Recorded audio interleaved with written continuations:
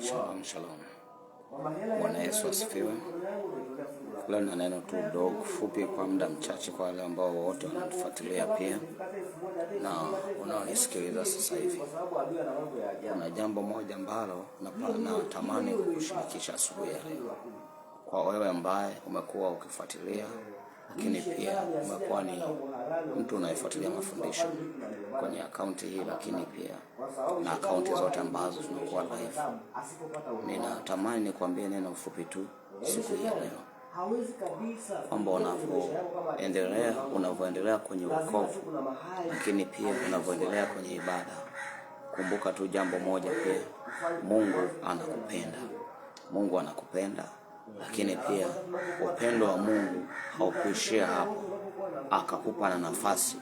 Alivyokupa nafasi pia akakupa na mamlaka. Anakupa na mamlaka. Kwa anavyokupa mamlaka ili uweze kutenda kile ambacho Mungu ameweka juu yako. Yes, natamani nizungumze jambo moja.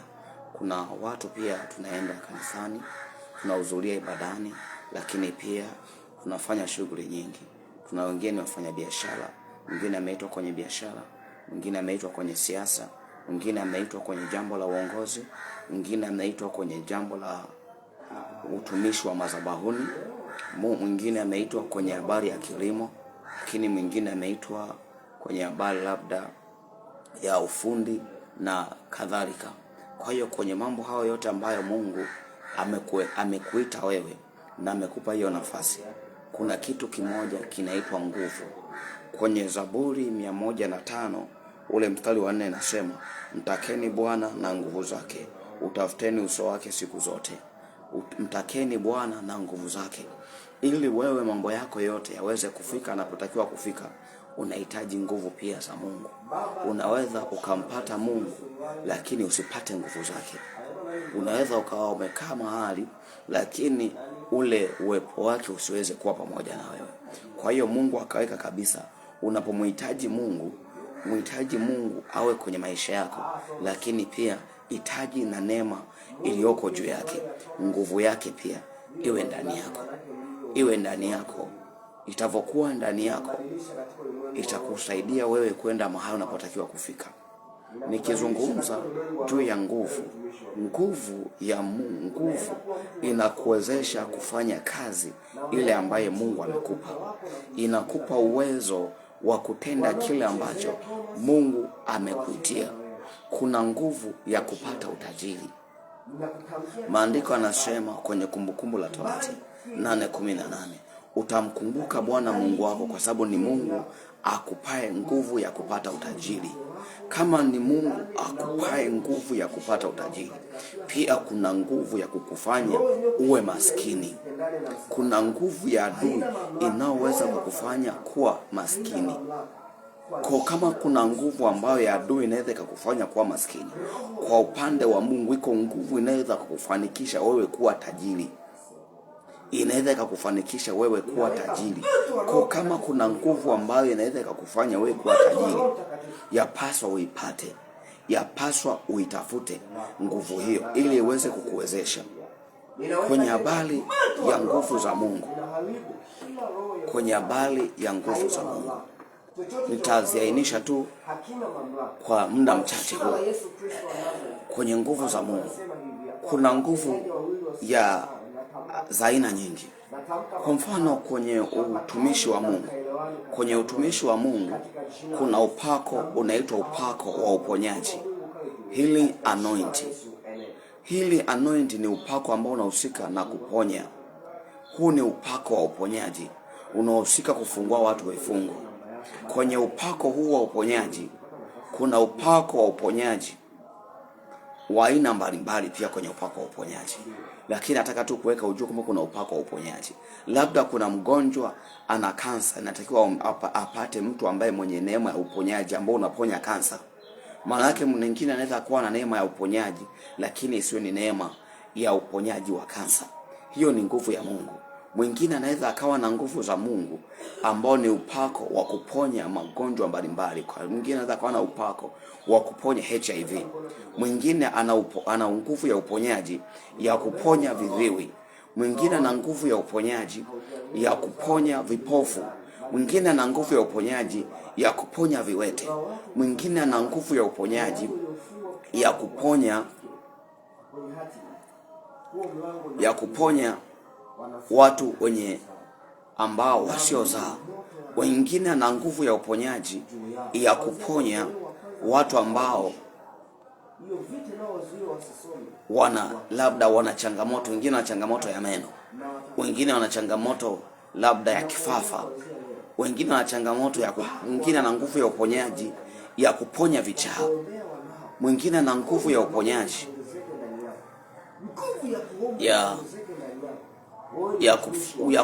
kuponya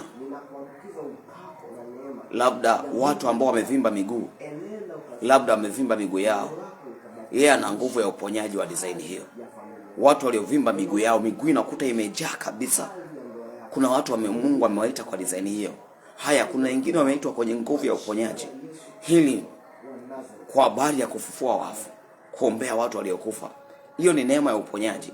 Lakini pia kuna wengine wamepewa nguvu ya uponyaji kuombea watu ambao wana kisukari, wana madonda ya tumbo. Kuna wengine wana neema ya design hiyo, Mungu ameweka ndani yao. Kwa kama Mungu ameweka kwenye nguvu ya uponyaji, tumeona nguvu za uponyaji za aina nyingi sana kwenye habari ya uponyaji. Lakini pia kwenye utumishi wa Mungu kuna wengine wamepewa nguvu ya kwenye upako kuna upako wa kinabii. Upako wa kinabii unakusaidia nini wewe ambaye ni nabii? Unakusaidia wewe kukuwezesha kufanya kazi kwenye neema ya kinabii. Mtu anaweza akawa anaomba, mimi natamani kuona, natamani kufanya hichi. Unahitaji neema, the grace of prophet. Unahitaji neema ya kinabii, the grace of prophetic. Unahitaji upako wa kinabii. Wewe ambaye unatamani kuona, unahitaji kusikia kwenye ulimwengu wa roho, unahitaji upako wa kinabii. Utavopata upako wa kinabii, kuna mambo yako yatabadilika, kuna vitu vyako vitaanza kwenda vizuri. Unahitaji kwamba kuzipata taarifa kwenye ulimwengu wa roho. Mwingine anaweza kuwa yuko kwenye maombi, anahitaji kwamba apate taarifa kwenye ulimwengu wa roho, aweze kuona mambo ya kiroho yanavyoendelea. Sasa kama unahitaji kupata taarifa kwenye ulimwengu wa roho, unahitaji kupata neema ya kinabii. Kuna upako unaitwa upako wa kinabii. Unavopata upako wa kinabii, unakuwezesha wewe kuweza kujua, kuweza kufahamu maisha ya watu, kuweza kufahamu kile ambacho unakitaka. Kwa kama unahitaji upako, unahitaji macho yako ya rohoni yafunguke, unahitaji uweze kupata taarifa kwenye ulimwengu wa kiroho, unahitaji neema ya kinabii. Neema ya kinabii. Unahitaji kutabiria watu, unahitaji ujue mambo yao, unahitaji kujua matatizo yao, unahitaji kujua kwamba huyu mtu amefungwa kwa mahali gani. Unahitaji prophetic anointing, upako wa kinabii. Kama unahitaji upako wa kinabii, huo utakusaidia kwenye jambo la kutoa unabii. Mwingine anaweza akawa ana wito wa kielimu, au anatamani kuwa anafundisha watu waelewe, ni mtumishi wa Mungu, anahitaji upako wa kielimu, nguvu ya ualimu. Ule upako wa ualimu utampa mambo mengi na kufundisha. Mtu anaweza akawa ni mwalimu, ameitwa ni mwalimu, lakini anaweza asiwe mambo yasiwe mengi sana. Mambo yao yanaweza kafungua. Kwa sababu gani? Kuna upako wa kielimu, nguvu ya ualimu ambayo itavokuja juu yako, itakufanya upate mafundisho mengi, upate vitu vingi. Kwa hiyo need anointing, unahitaji upako. Kuna mtu anatamani kuhubiri mikutano. Kama anatamani kuhubiri mikutano, anahitaji upako wa kiinjilisti, anahitaji upako wa kiinjilisti. Kama anatamani kuhubiri mikutano ya nje, awe na upako wa kiinjilisti. Huu upako wa kiinjilisti utamwezesha kuweza kujisikia yuko tayari, yuko vizuri kwenye habari ya kuhubiri watu wa nje. Maana yake unaitwa upako wa kiinjilisti. Mtu anatamani kuchunga labda habari ya uchungaji.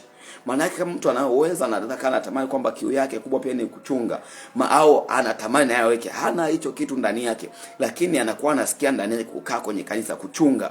Lazima apate upako unaoitwa upako wa kichungaji. Akipata upako wa kichungaji utamsaidia kwenye habari ya kuchunga, utamsaidia kwenye habari ya kuchunga. Haya, kuna mwingine anaweza akawa anasikia kufungua au kazi ya huduma ya kitume, huduma ya kitume apostolic. Kuna anointing ya kitume, ambayo anointing ya kitume itavokuja juu yake inaweza kumsaidia kwa habari ya utume, kwa sababu mtume anaweza akakaa mahali. Kuna wengine wamepewa kazi pia ni watume, lakini hawajapewa nafasi ya kutoka ya kufungua matawi mengi. Lakini wengine wamepewa upako wa kitume, wana kazi ya kufungua makanisa, afungue makanisa huku na huku. Anapaswa pia apate neema, mtu mwenye neema, Mungu, mtu ambaye ana uwezo wa kuwekea mikono yake juu, ili ule upako uweze ukafungua maisha yake kwa habari ya huduma ya kitume. Maana yake akutane na mtu ambaye anaweza kumwekea mikono yake ili kwa habari kumwezesha. Hii nguvu ya kitume itampa nini? Hii nguvu ya kitume itampa uwezo wa kupambana na zile roho ambazo huwa zinapambana na mitume, kuweza kuzishinda zile roho ambazo zinapambana na mitume kwenye habari ya utume wa kufungua makanisa, ili aweze kushindana na hizo roho.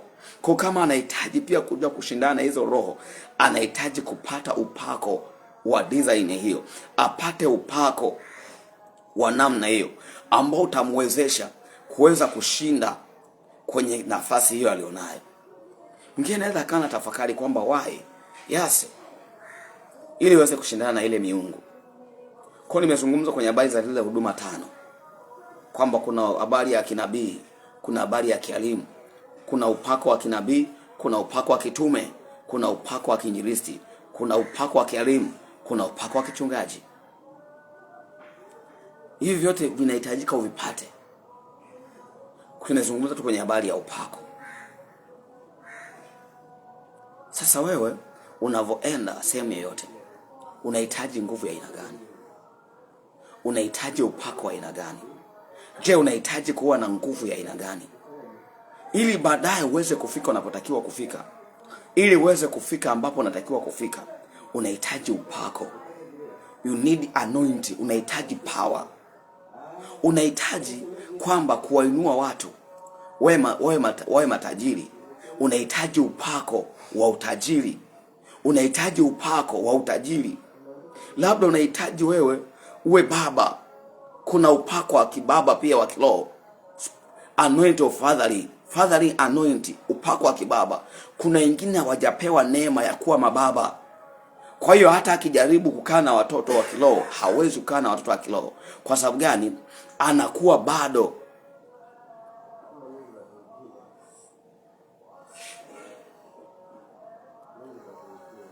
anahitaji kuwa na upako wa kibaba. Sasa atapombea ule upako wa baba, maana yake utamfanya kuwa awe mlezi mzuri, aweze kuwajua wanaye, aweze kujua namna ya kuwabeba hawa wanaye. Kwa nini anatakiwa kuwajua? Kwa sababu wanatofautiana watoto. Kuna watoto wengine wanaweza akawa ni maumivu, ni watoto ambao wanaweza akawa wanatengeneza maisha yao, wanafanya vitu vigumu ambavyo vitu hivyo hata ukivisikia wewe mwenyewe unaweza kukata tamaa. Kwa unahitaji kupewa anointing ya kuwa baba. Anointing ya kuwa baba.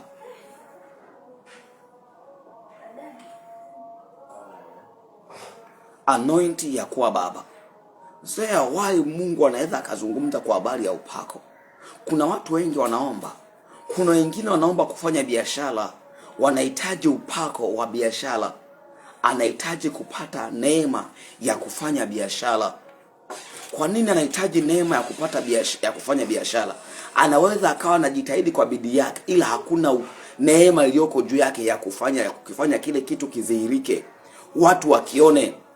Kuna watu ambao wanatamani kufuatilia maisha yako, wanatamani kufuatilia biashara yako, wanatamani kufuatilia uchumi wako, wanatamani kufuatilia biashara waifikie, ila kitu gani ambacho kitawafanya wasogee hapo? Ni ile neema ya biashara, anointing ya biashara. Unaweza ukashangaa ni mfanya biashara yuko mahali, lakini akifika hilo eneo, watu wote ambao wanaanza kumkusanyikia watu, wanaanza kumfuata. Kwa nini wanaanza kumfuata? Kuna upako unaitwa upako wa biashara. Haya, mtu mwingine anaweza akawa anaomba kwamba anahitaji kukusanyikiwa na watu, kwamba anapoenda kuhubiri watu wamkusanyikie. Haya, mwingine anaweza akaenda akaanza huduma, anatamani watu mkusanyikie. Kuna upako wa kufuatwa na watu pia, wa kukusanyikiwa na watu. There is power. Yaani kwamba unavokaa mahali watu wakusanyike, watu wakufuate, anointing. Ule upako ambao utaweza kukufanyia watu wakukusanyikie. Unashangaa tu umeingia mahali watu wamekuzunguka. Ni upako huo. Usipofahamu hauwezi kutokea kwenye maisha yako. Upako wa kukusanyikiwa na watu. Huu upako wa kukusanyikiwa na watu ni neema ambayo unakuweka mahali hata watu kama mahali umefika unajikuta hakuna chochote. Lakini ukashangaa ukafika mahali, ukashangaa nguvu ya ile nguvu iliyoko ndani yako inaanza kuwafanya watu wakufuate. Wakufuate, waanze kufuata mambo yako, waanze kuyahitaji. Waanze kukufuata kule unapokwenda. Sio watu wote ambao wanakusanyikiwa na watu. Kuna mtu anaweza akakaa mahali. Kuna mtu anaweza akakaa mahali asikusanyikiwe na watu, akawepo tu. Mimi tunajifunza hichi tu, nimesikia kuzungumza kwa habari ya anointing. Mwingine anaweza akawa anatamani vitu vya mbali viweze kumsogelea. Kuna upako unaitwa upako wa sumaku. Upako wa sumaku unaweza ukavuta vitu vizuri. Unavuta vitu ambavyo unavitamani viko mbali. Unaitwa upako wa sumaku. Huu ni upako ambao unakufanya uvute mali zako zilizo mbali. Uvute watu wako walioko mbali wakusogelee. Huu ni upako. Ni upako. Kwa nini upako huu? Nazungumza kwa habari ya upako kwa sababu pia kuna watu ambao wanatamani wafike mbali. Wanatamani wawe sehemu another level. Hatua yoyote ya kiroho huwa inategemeana na anointing. Kuna watu wana upako wa sumaku. Upako wa sumaku wa kuvisogeza vitu, wa kusogeza jambo hili, wa kusogeza hiki, wa kuwasogeza watu, wa kusogeza namna. Hata kwenye biashara unahitaji upako wa sumaku wa kuwavuta watu kwenye hiyo biashara yako. Unahitaji upate upako wa design hiyo. Upako wa sumaku unakuvutia watu waje uwasogeze. Na mtu hata anavosogea, unaona sumaku kwamba kama ni chuma, ikija ile chuma ikafika mahali hapo, sio rahisi kuondoka mpaka yule mtu ambaye mwenye sumaku akiondoe. Huo unaitwa pia upako wa sumaku. Yaani kuna upako wa aina nyingi sana. Haya, kuna upako wa kibali ambao ni nguvu ya kibali. Esther aliingia kwenye maombi kwa ajili ya kuomba neema ya kibali. Akaomba upako wa kibali kwa wale ambao wanahitaji mahusiano, wanahitaji pia wale ambao ni watumishi wa Mungu. Unaweza ukawa na upako lakini hauna neema ya kibali. Sasa unapokuwa na upako wa kibali, unaweza ukafika mahali watu wakakushangaa. Una vitu vizuri lakini hawavioni vya thamani. Upako wa kibali unakifanya kile kitu chako ulichokibeba watu wakitambue, wakijue thamani yake. Watapokifahamu thamani yake, watakuweza kukifikisha pale unapotakiwa. Upako wa kibali. Kama ukiwa na ule neema ya kibali, utashangaa mahali popote. Kuna wengine watumishi wa Mungu amewaita, wanashangaa kwamba unashangaa mara huku wanaanza kuzungumza, ni mtumishi wa Mungu bora aje afundishe kwenye kanisa, aje asimame kwenye kanisa langu, aje ahubiri. Ni upako wa kibali. Haya, wengine ni wanandoa, ni vijana, ni mabinti, wanatamani kwenda kwenye mahusiano. Kwa nini mahusiano wanakuja wachumba wanaondoka, wanakuja vijana wanaondoka, au wanakuja mabinti wanaondoka? Unahitaji kibali. Huu upako wa kibali utakusaidia wewe kwamba umketishe huyu mtu akae na wewe. Akae na wewe. Kwa sababu mtu anaweza akatamani kukuacha, asitamani kukuacha. Kwa nini asitamani kukuacha? Kwa sababu ya kibali. Unaitwa upako wa kibali. Huu upako wa kibali unafundishika, unaweza ukafundishwa na ukaombewa pia. A power of favor, nguvu ya kibali. Kwa hiyo wewe unaomba mahusiano. Kwa nini? Na hii inazungumzia wote. Awe mfanyabiashara, awe mchungaji, awe mwalimu, awe sijui ni nane kiongozi, awe kiongozi wa kisiasa, awe ni kiongozi sijui wa dini, awe ni kiongozi wa jambo gani, anahitaji kuwa na neema ya kibali.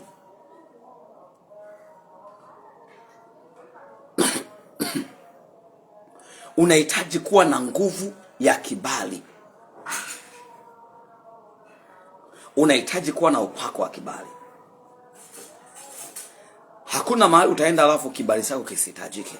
Sijui mara mimi natafuta kazi, nikifika kazini wananikataa. Hauna kibali. You need a power of favor. Unahitaji upako wa kibali. Utapopokea neema ya kibali, kuna mambo yako yatabadilika. Unahitaji nguvu ya kibali. Kuna mwingine anasema mimi sialikwi kwenye makanisa mengine, hawanihitaji. Au amekaa kwenye familia yake wameanza kumchukia ghafla, ndugu zake wameanza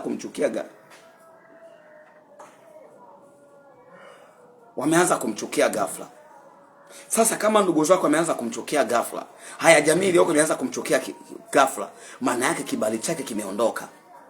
Ukisoma kwenye kwenye vitabu, kwenye Biblia inasema hivi, na nyuso zao zitapakwa mavi. Maana yake ni kutondolewa kibali. Mavi yanaondoa kibali. Kwa hiyo mtu mwingine anaweza akapewa mikosi nuksi, akawa hana kibali. Ni binti, ni kweli, ni mlembo, ni mzuri, lakini vijana wakimwangalia wanamuona kama ni binti ambaye yani ni waajabu. Kuna mwingine paka kibali chake baada ya kuondoka anajikuta hadi anaonekana uso wake kama mzee. Yani hata vijana wakimsogelea yule binti wanamuona ni bonge la mama. Wanasema sasa unaenda kutongoza bibi na mama. Kwa nini anaonekana namna hiyo? Anaonekana namna hiyo kwa sababu hana kibali. Kibali kimeondoka. Na kibali kikiondoka, kama ni binti, wanaweza kaja wachumba vijana kumchumbia. Baadaye wanasema huyo binti sijui ni hapana, mbona haeleweki. Wanakuwa wanaangalia, kuna sababu wanaweza akaweka vigezo vingi kuliko kawaida. Sasa anaweza akawa kwenye maombi, Mungu nisaidie nipate ndoa. Kumbe kuna watu ambao wameharibu kibali chake. Kwa watapokuja hivi kumkuta, wanatamani waangalie vigezo vyake. Wengine mpaka wanaweza kufuatilia maelekezo. Kwa sababu gani wanafuatilia hivyo vitu? Wanafuatilia kwa sababu ya kibali. Lakini kama mtu anapokuwa na kibali, mtu anakuwa hana sababu namna ya kukuacha. Hana sababu ya namna ya kukuacha kuongea na wewe. Hana sababu ya namna ya kuacha kukusapoti ulipo. Hana sababu ya namna ya kukuacha kukupa mtaji. Kuna watu wanatafuta mitaji kwamba watu hawaji. Sio kwamba watu hawaji, hawajaguswa mioyo yao. Yaani kibali chako wewe hakimfanyi mtu kukusaidia, anakuona kumbe ni bora yampate haya. Kwa hiyo unapoongea kwa habari ya matatizo yako, anasema ongela kwa sababu yamekupata. Kama amekupata na haya, sasa inabidi azidi. Kwa hiyo hana hata hawezi kukusapoti. Kuna watu wanahitaji wasikilizwe. Hauwezi kusikilizwa kama hauna neema ya kibali. Unahitaji usikilizwe. Unahitaji nguvu ya kibali. Mungu akupe kibali. Daudi akasema, Mungu wa mbinguni, unipe kibali mbele zako, mbele za mbingu na mbele za wanadamu. Mungu akampa kibali mbele za mbingu na mbele za wanadamu. Maana hata kama alivyotenda dhambi, akamwelekea Mungu. Mungu akakumbuka kwa kibali chake. Unikumbuke kwa kibali chako. Manake watu wanaweza wakakukumbuka kwa sababu una kibali. Wakakumbuka kazi uliyoifanya kwenye maisha yao kwa sababu ya kibali chako. Wakakumbuka utumishi ulioutumikia kwa sababu ya kibali chako. Wakakumbuka kazi uliyoifanya kwa sababu ya kibali chako. Wakakukumbuka kwa sababu ya kibali. Unaomba kwamba Mungu, mimi nifanye nini? Omba kibali. Kama unafunga, funga ukiomba kibali pia. Kibali huwa tunakiombea kwa sababu kibali ndio kitakufanya mbele za watu wakuone unahitajika. Kwamba huyu anafaa, huyu anahitajika mahali hapa, huyu anatakiwa mahali hapa. Ila asipohitajika, watu wanaweza wakanyamaza. Wanaweza wakasema haina haja ya kuendelea naye huyu mtu. Haina haja ya kuendelea kufanya naye kazi. Haina haja ya kuendelea kutenda naye. Haina haja ya kuendelea kufanya naye shughuli. Kwa sababu ya nini? Ya kibali. Nguvu ya kibali. Nguvu ya kibali. Unahitaji kibali. Unahitaji kibali. Wewe unanisikiliza, unahitaji kibali. Haiwezekani mabinti wengi wote waondoke, alafu wewe umebaki. Kuna nyingine changamoto ni kibali. Hata ninapokuja kwa habari ya ndoa kanisani wanakuja kuuliza hivi hapa binti binti gani ambao anatakiwa kuolewa na mtumishi wa Mungu? Au kuna binti gani jamani mimi nimekuja hapa lakini ile wanaingia tu kijana kwenye hilo kanisa. Anaangalia unashangaa binti ambaye ni mgeni, unashangaa tu anaonekana. Wewe umekaa hapo kanisani miaka 3 unaomba ndoa.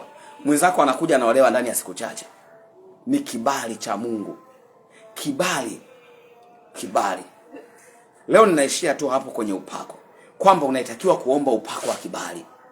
Na upako huu wa kibali unalindwa, lakini unaombewa pia. Upako wa kibali unalindwa. Kuna watu wanachafuliwa majina yao, ni viongozi wanachafua majina, viongozi wenzako wanakuchafulia jina. Maana yake kwa nini wanakuchafulia jina? Wanakuchafulia jina kwa sababu wanajua hilo jina baada ya muda linaweza likapata changamoto.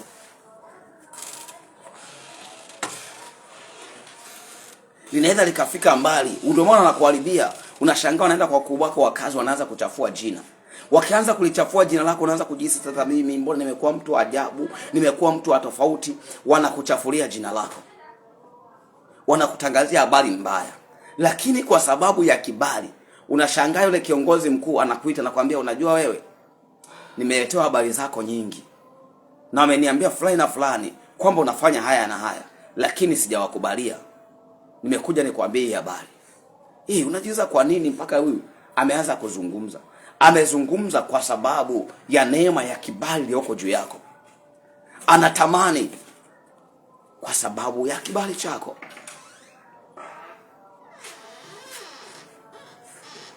Kwa sababu ya kibali chako. Wewe unaoita baba, muombe huyo baba akupe kibali. Yesu akupe kibali. Unaweza kuwa na mambo mazuri kabisa, una biashara yako kubwa hapo. Mwingine anaweza kuwa na biashara yake iko Kariakoo, wateja hawaioni, hakuna kibali, imefunikwa kwenye ulimwengu wa roho. Imefichwa kwenye ulimwengu wa roho. Sasa kama imefichwa kwenye ulimwengu wa roho, watu hawawezi kumuona, wanapita tu wanaondoka. Kwa nini wanaondoka? Kwa sababu ya kibali. Kwa sababu ya kibali. Mungu akupe kibali leo. Leo tumeishia tu kwenye pointi ya kwamba unahitaji nguvu ya kibali. Ukiwa ni nabii, ukiwa ni mtume, ukiwa ni mchungaji, ukiwa ni mwinjilisti, ukiwa ni mwalimu, unahitaji upako wa kibali. Unahitaji nguvu ya kibali. Unavokuwa sehemu yote, hitaji kibali. Unahitaji kibali. Unahitaji kibali. Mungu akupe kibali. Shalom, shalom. Baba, ninatamka kwa baraka kwa ajili ya watumishi wako leo, kwa habari wape kibali. Kuna wengine ni watumishi wa Mungu, wanahitaji neema ya kibali.